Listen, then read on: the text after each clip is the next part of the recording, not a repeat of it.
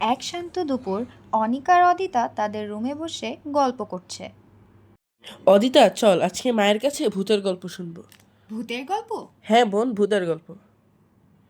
ঠিক এমন সময় তাদের মা তাদের রুমে এসে ঢুকলো। কি ব্যাপার, তোমরা এখনো বসে আছো? আজকে খেলতে যাওনি? না মা, আজকে আমরা খেলতে যাব না, আজকে তোমার কাছে আমরা ভূতের গল্প শুনবো। মা চিন্তায় পড়ে যায় যে কোন গল্প আজ তাদের শোনাবে। আচ্ছা, আজ তোমাদের আমি তোমার নানার সাথে ঘটে যাওয়া একটা সত্য ঘটনা বলবো, যা ছোটবেলায় আমরা তোমার নানা ভাইয়ের মুখ থেকে শুনেছিলাম। অনিকা আর অদিতা খুব আগ্রহ নিয়ে মার কথা শুনতে বসে পড়ল। এই ঘটনা তখনের, যখন তোমার নানা ভাইয়ের বয়স ছিল 15 কি 16, আর সেদিন ছিল পূর্ণিমার রাত। তখন সাধারণত গ্রামের মানুষ সন্ধ্যের পর বাসায় চলে যেত, আর আমাদের বাসায় ছিল আমার দাদু আর তোমার নানা ভাই। মা, আমার এখন বাসায় থাকতে একটুও ভালো লাগছে না, আর খুব গরমও লাগছে। বাইরে খুব সুন্দর বাতাস বইছে, তাই আমি একটু বাইরে থেকে ঘুরে আসলাম। আমি এখনই যাব, এখনই আসবো। না বাবা, আজ পূর্ণিমা। এই পূর্ণিমা রাতে বাইরে যাওয়া ঠিক নয় বাবা, যাস নে। মা সত্যি, আমি এই যাব আর এই চলে আসব। বিশ্বাস করো, বাসায় থাকতে এখন আমার একদমই ইচ্ছে করছে না। আমি এই উঠোনের মধ্যেই থাকবো, বেশি দূর যাব না। তাড়াতাড়ি চলে আসিস বাবা, আর বেশি দূরে যাস নে। ওই তাল গাছ আর বাঁশ বাগান থেকে দূরে থাকিস। এই কথায় সে বাসা থেকে বের হয়ে হাঁটা শুরু করে। পূর্ণিমার চাঁদের আলোতে সারা গ্রাম যেন জ্বলজ্বল করছে। জায়গায় জায়গায় প্রদীপ মিটমিট করে জ্বলছে। সে হাঁটতে হাঁটতে আনমনে কখন যেন বাঁশবাগানের নিচে চলে আসে, আর সেখানে হাঁটতে হাঁটতে সে ভাবতে থাকে, যাই, একটু তাল গাছের নিচে গিয়ে দেখি তাল পড়েছে কিনা। তাল যদি বাসায় নিয়ে যাই তাহলে মা আর কিছু বলবে না, আর না পেলে মা জানতেও পারবে না। যাই। গান গেতে গেতে সে আগাতে থাকে বাঁশবাগান হতে তাল গাছের দিকে।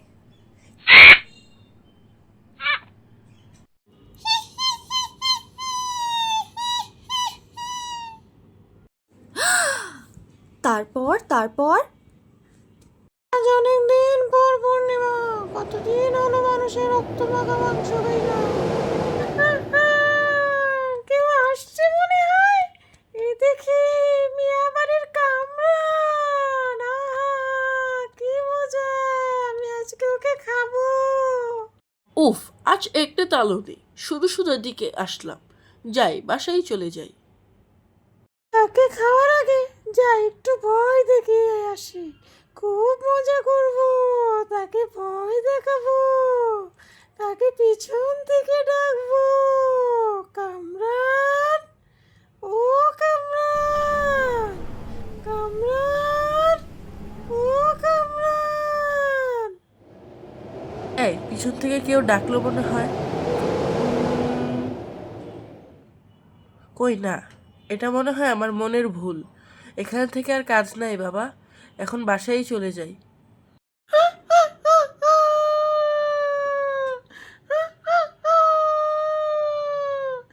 আমি আসছি, ওকে ভয় দেখাবো, কামরান, এ কামরান, দাঁড়া, যাসনি, কামরান, শুনে যা, শোন, আমার কথা শোন। উফ, কি হচ্ছে এসব? কে ডাকছে আমায় বারবার? পিছন ফিরলে তো কাউকেই দেখতে পাই না। এদিকে আয় কামরান, এদিকে আয়, আয়। এ এ কি, এ কি আমার সামনে? আমি এটা কি দেখছি? হায় আল্লাহ! আয়, আয়, আয় আমার পিছে, আয়, তোকে একটা ভালো জায়গায় নিয়ে যাই। আয়, আয়, আমার সাথে সাথে আয়, আয়, আরো আয়, আরো আয়। সে আনমনেই হাঁটতে থাকে সে পেতনির পিছে পিছে। ঠিক তখনই আমি আবার এখানে কিভাবে আসলাম? আমি তো আমি তো বাঁশবাগানের সামনে ছিলাম। ওমা, এটা আবার কে? আজ তুই আমার শিকার। না, দাঁড়া কামরান, দাঁড়া। আয় কামরান, আয়, ফিরে আয়, ফিরে আয়, ফিরে আয় বলছি। সে দৌড়ে পালায়। পেছন থেকে ডাক কমে না। সে বাসায় দৌড়ে যায়, পিছনে আর না ফিরে। মা, মা, মা, ও কি, ও কে? তাল গাছের নিচে তা কি মা?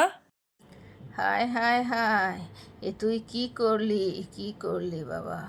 তুই জানিস, অনেক অনেক দিন আগে গ্রামে ছিল এক খুবই সুন্দরী নারী।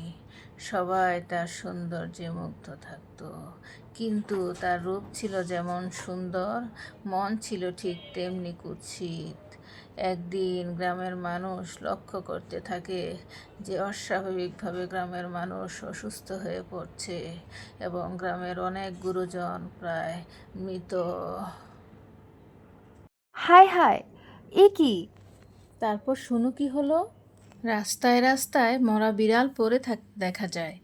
এমন সময়েও সে নারীর রূপ যেন কিছুতেই কমছে না। সবাই খোঁজ নিতে যখন সেই নারীর বাসায় যায়, যে দেখে সে কালো জাদু ও তন্ত্রমন্ত্রে লিপ্ত। তার সামনে অসংখ্য বিড়ালের কাটা মাথা। সে নিজের যৌবন ও সৌন্দর্য ধরে রাখতে গ্রামের মানুষদের আয়ু এবং কালো জাদুর ব্যবহার করত। এ কথা জানার পর গ্রামের মানুষেরা একজন ওঝার মাধ্যমে সেই নারীকে তাল গাছের নিচে এই পূর্ণিমার রাতেই বেঁধে রেখে দেয় এবং সেই ওঝা সবাইকে বলে যে ও মারা যাওয়ার পরও তার আত্মা এই গণ্ডির বাইরে যেতে পারবে না এবং এই রাতে যেন কেউ এই তাল গাছের নিচে না আসে। তাই তো বলি প্রিয় বন্ধুরা, সব সময় বড়দের কথা শুনতে হয়, না হয় বিপদে পড়তে হবে।